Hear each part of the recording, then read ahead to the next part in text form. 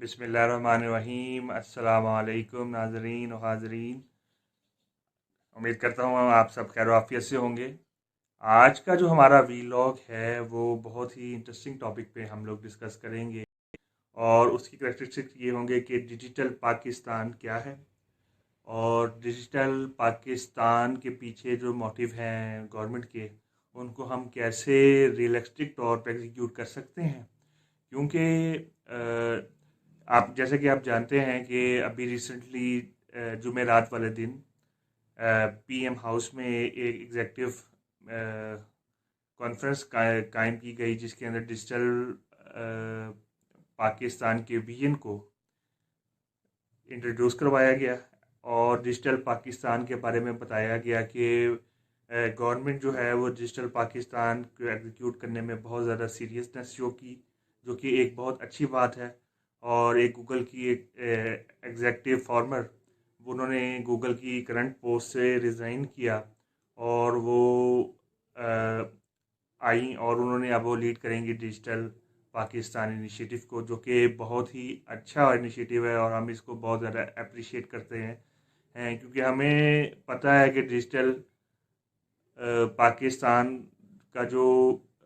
And result होगा वो हमारे पाकिस्तान के लिए बहुत ज़्यादा अच्छा होगा और हम लोग इसको बहुत ज़्यादा अप्रिशिएट करना चाहिए। ग्रास रूट लेवल पे भी बहुत सी हर्डल्स हैं इसके अभी फ़िलहाल, और इसके अंदर बहुत सी चीज़ें हैं जो कि आगे जाकर रुकावट का पेशखैमा बन सकती हैं, जिसके बारे में मैं इस वीडियो में डिटेल से डिस्कस करूँगा। सबसे पहले डिजिटल पाकिस्तान के विजन में और सबसे डिजिटल पाकिस्तान में क्या क्या चीज़ें होंगी, कैसे कैसे चीज़ों को एग्जीक्यूट करना चाहिए, उसके बारे में आपसे डिस्कस करते हैं।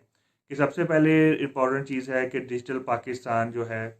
उसके अंदर सबसे इम्पॉर्टेंट चीज़ क्या होगी, सबसे इम्पॉर्टेंट एस्पेक्ट कौन से होंगे जिनको हैंडल करना या टैकल करना बहुत ज़्यादा ज़रूरी है। डिजिटल पाकिस्तान के अंदर बहुत अच्छी खुशाइन बात यह है कि आपके इदारे सारे डिजिटल हो जाएंगे। आपके सारे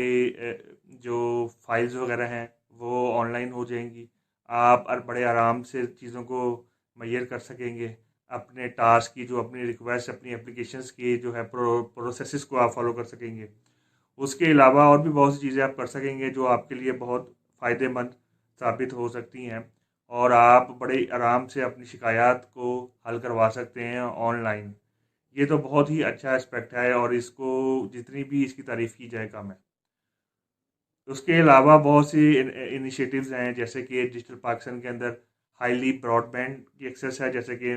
मिस तानिया ने उस मीटिंग में भी डिस्कस किया कि पाकिस्तान के अंदर जो है वो फिल वक्त जो नेट है वो बड़े शहरों में तो थोड़ा बहुत बेहतर भी है, लेकिन जो छोटे शहर हैं वहाँ पे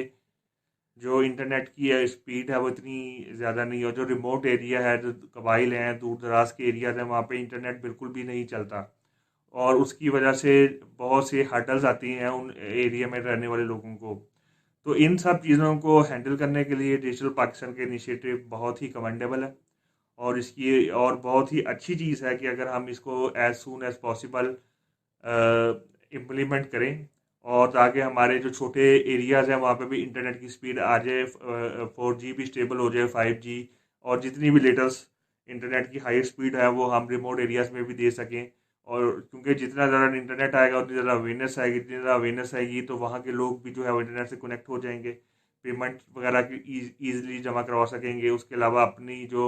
शिकायत हैं वो इजीली एक्सेस कर सकेंगे through online job online applications, और भी बहुत सी जो है उन्हें फैसिलिटियाँ मिल जाएंगी, अवेयरनेस आ जाएगी, सोशल मीडिया आ जाएगा। तो ये एक बहुत ही अच्छी चीज़ होगी कि अगर हम इंटरनेट को एक्सेस को ब्रॉडबैंड को स्पेसिफिकली इंक्रीज करें among these rural areas as well. एक और इम्पॉर्टेंट चीज़ जो डिजिटल पाकिस्तान में है वो ये है कि जो भी करंट लोग हैं जो कि डिजिटल तौर पे इंटरनेट के थ्रू अपनी एक्सेस को अपनी जो है बिजनेस को अचीव कर रहे हैं, फ्रीलांसर्स हैं और भी बहुत से जो लोग हैं, वो बड़े इजीली अपने जो चीज़ों को एग्जीक्यूट कर सकते हैं, अपने ऑनलाइन बिजनेस को एक्सपेंड कर सकते हैं। और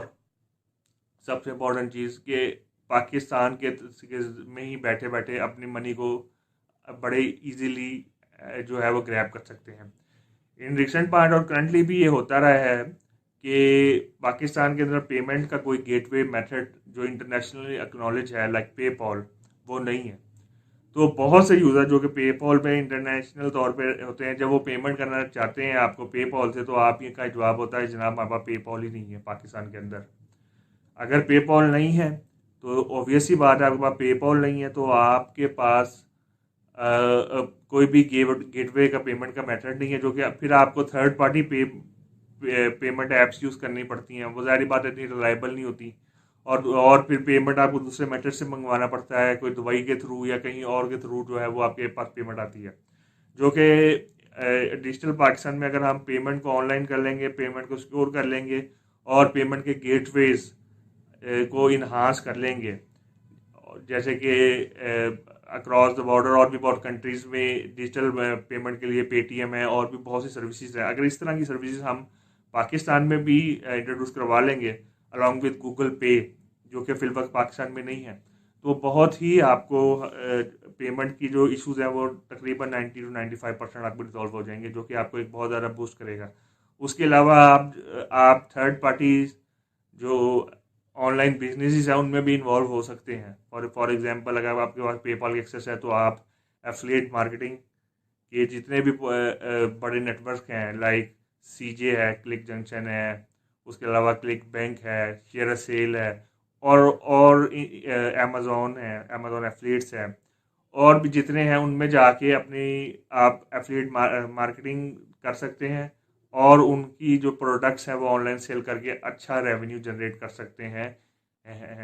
जो कि एक बहुत ही खुशाइन बात है।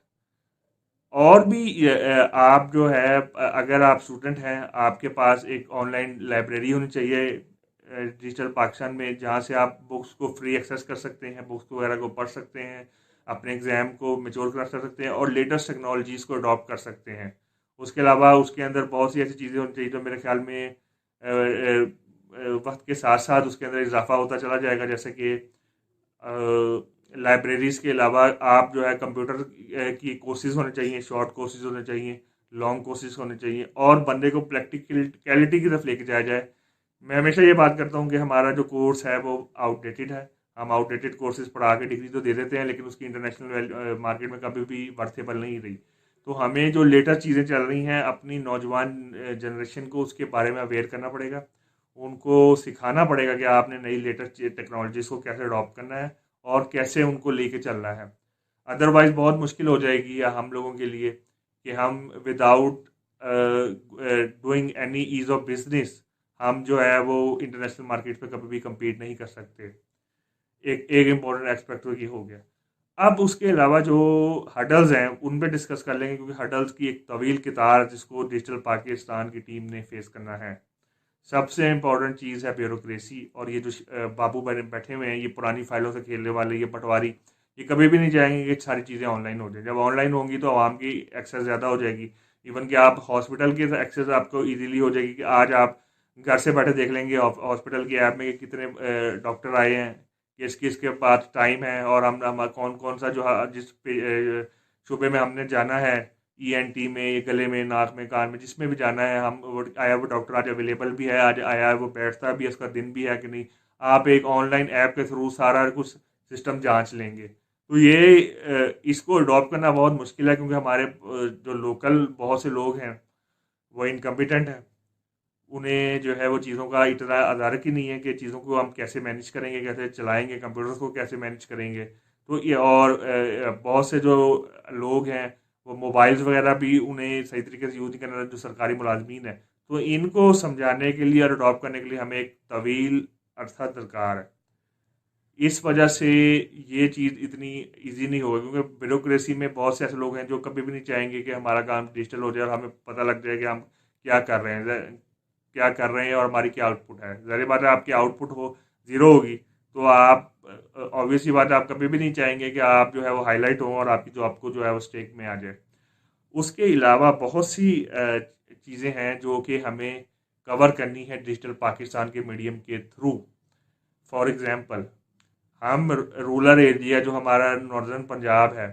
उसके अंदर हम एजुकेशन को कैसे इन्हांस करेंगे, वहाँ पे कौन कौन से स्कूल होंगे, कहाँ कहाँ बच्चे जो हैं उनको कैसे तालीम दी जाएगी, कैसे हम सहूलियात को इंक्रीज़ करेंगे, कैसे हम जो है अपने इंफ्रास्ट्रक्चर को इंतही एरियाज़ में इम्प्रूव करेंगे। और ये सारी चीज़ें जो हैं वो इवन के गिलगित बल्तिस्तान, केपी, बलूचिस्तान और जितने भी रूरल एरियाज हैं वहाँ पे हम इन चीज़ों को इम्प्लीमेंट करने की ज़रूरत है जंगी बुनियादों पर, ताकि हमारा एक आम आदमी, हमारा एक आम शहरी हर चीज़ से अवेयर हो और वो हर चीज़ की बुनियादी एक्सेस रखता हो। इन केस अगर एमरजेंसी पड़ जाए घर में तो वो उसे पता हो कि मैंने कैसे जो है वो डॉक्टर की अटेंशन एक्वायर करनी है और कैसे जो डॉक्टर से राब्ता करके अपने इश्यूज को रिजॉल्व करवाना है। तो ये बहुत सी चीज़ें हैं जिसमें डिजिटल पाकिस्तान एक इनकलाबी तौर पर एक इनकलाबी ऐसा इकदाम है और इसकी जितनी भी तारीफ की जाए वो कम है। इसमें कोई किसी किस्म का कोई शक नहीं है। अब आते हैं डिजिटल पाकिस्तान की एग्जीक्यूशन के बारे में, जो कि एक बहुत ही इम्पोर्टेंट एस्पेक्ट है जिसको किसी भी सूरत में निगलेक्ट नहीं किया जा सकता। डिजिटल पाकिस्तान की एग्जीक्यूशन में सबसे इम्पोर्टेंट चीज़ ये है कि हमें जो लोकल बंदे हैं, जो कि लोकल पाकिस्तान के अंदर बिजनेस हैं, एंटरप्रेन्योर्स हैं और न्यू फ्रीलांसर्स हैं और हर फील्ड का एक मास्टर बन रहा है, उसकी खिदमत हासिल करनी चाहिए in order to flourish the business. और जो उसका सबसे बड़ा फ़ायदा ये होगा कि अगर हम एक अच्छे प्रोग्रामर की सर्विसेज को रिक्वायर करेंगे, डिजिटल मार्केटर की सर्विस को रिक्वायर करेंगे, डिज़ाइनर की सर्विसेज को, तो वो मार्केट के इश्यूज को सही तरीके से समझता होगा। उसे पता होगा मार्केट में क्या क्या इश्यूज हैं, कैसे चीज़ों को हमने मैनेज करना है, कैसे चीज़ों को हमने इन्हांस करना है, कैसे नई नई टेक्नोलॉजीज़ को जो लेटेस्ट अवेयर मार्केट में आ रही हैं उनको आवाम तक उसकी रसाई देनी है। और उसके अलावा अगर हम उस पर बोर्ड बनाएंगे इन ऐसे लोगों पे जो काबिल इत्मीनान होंगे, जो कि पाकिस्तान में लीडिंग एक सर्विसेज प्रोवाइडर रह चुके हैं और हैं अभी भी,